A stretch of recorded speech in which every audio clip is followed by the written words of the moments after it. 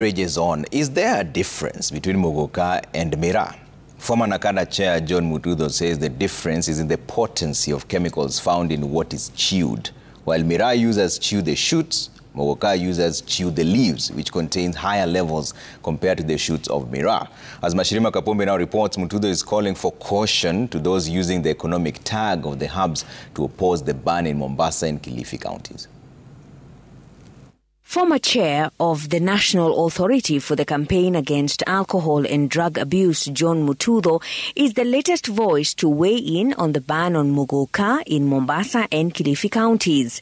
The economic gains notwithstanding, a reformist on all drinks and herbs that impair judgment, Mututho says Muguka and Miraa have been proven to be the hardest to deal with, at least at his rehabilitation centre. And one of the things, the clients we fear are clients from Muguka and Miraa.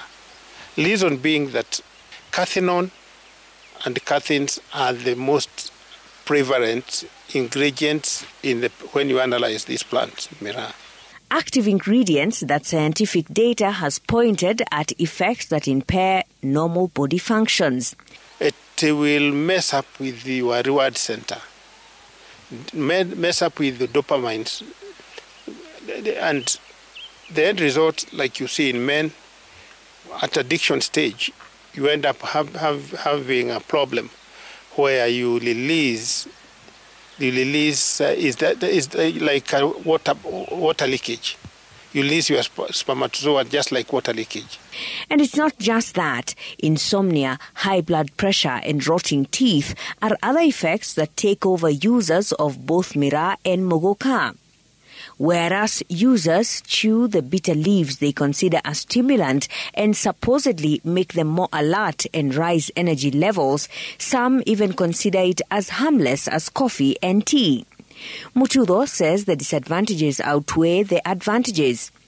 But is there a difference between the two? The only difference between these two is the content of cathins and cathinone. And this is higher because you're chewing the leaves. The leaves, Mututho says, is where the potency resides, and treating addicts of Muguka and Miraa is a challenge. Ukitumia Miraa bila kipimo, ukitumia Muguka bila kipimo, utakuwa mgonjwa to deal with. It's easier to deal with somebody who has been taking heroin, cocaine, than to deal with an addict who has been taking Miraa. Mututho now wants those using the economic gain of the two herbs to encourage alternatives that will not affect the health of users and keep farmers and businessmen smiling all the way to the bank. We do things now like rosemary, and there are about 200 other herbs of very high value. And those people will be super rich, the world will be happy, and there will be no zombies developing from Cathinone or Cathins. Muguka Explainer, Citizen TV.